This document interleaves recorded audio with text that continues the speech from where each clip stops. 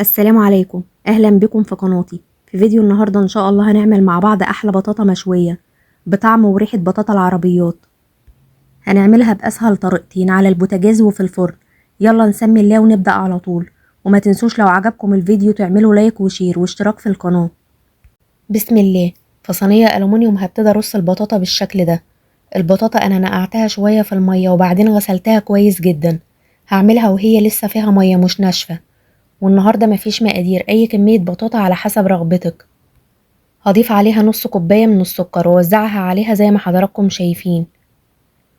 وهجيب ورقة زبدة غذائي وهبلها بسيط بالمية وأعصرها عصرة خفيفة علشان ما تتقطعش، وأغطي بيها البطاطا. وبعدين أغطيها بفويل وأدخلها فرن سخن مسبق على أعلى درجة حرارة. هتنقله الرف على أول واحد من تحت، وهتحطوا عليه الصينية وهتراقبوا التسوية. الطريقة دي هتطول في الفرن شوية، هتقعد حوالي ساعة ونص، ممكن تزيد أو تقل على حسب درجة حرارة الفرن عندك. وآخر 5 دقايق هتشيل الفويل والورق الغذائي وتطفي الفرن من تحت وتولعي الشواية تاخد لون وتتشمع شوية. ودلوقتي هنحضر الطريقة التانية اللي على البوتاجاز. هجيب صينية وارص فيها كمية البطاطا اللي هعملها. هرصها زي ما حضراتكم شايفين، واضيف عليها نص كوباية من السكر واوزعه عليها بالشكل ده. وهضيف حوالي معلقة صغيرة من القرفة 5 جرام، والقرفة على حسب الرغبة بس بتدي تيست حلو، وطبعا الطريقة دي هدية لكل عشاق القرفة. وهغطيها بورقة زبدة غذائي، بلتها بالمية بسيط جدا وعصرتها عصرة خفيفة علشان ما تتقطعش.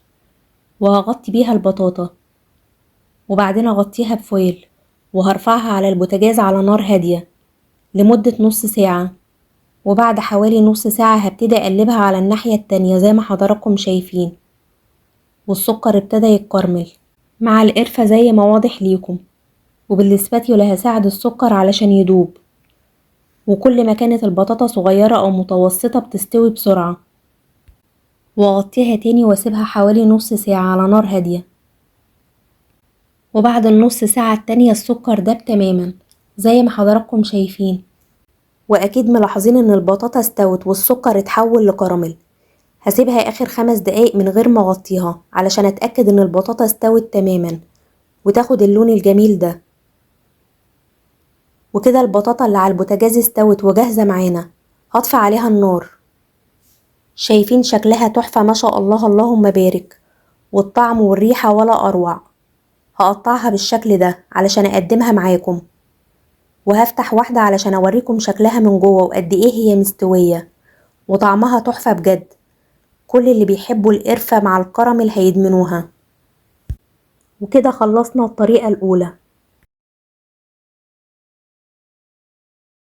ودي البطاطا اللي عملناها في الفرن، استوت وشكلها تحفة ما شاء الله، اللهم بارك. نقلتها في طبق التقديم زي ما حضراتكم شايفين. وبكده نكون وصلنا لنهاية وصفتنا النهاردة. عملنا مع بعض طريقتين مختلفين للبطاطا المشوية زي بتاع العربيات، في الفرن وعلى البوتاجاز. أتمنى تجربوها وتقولولي أي طريقة عجبتكم أكتر، وهستنى رأيكم وكومنتاتكم اللي بتسعدني جدا. وما تنسوش لو عجبكم الفيديو وعجبتكم قناتي تعملوا لايك وشير للفيديو واشتراك في القناة، وتفعلوا الجرس علشان يوصلك كل وصفاتنا الجاية بإذن الله. أسيبكم في رعاية الله، والسلام عليكم ورحمة الله وبركاته.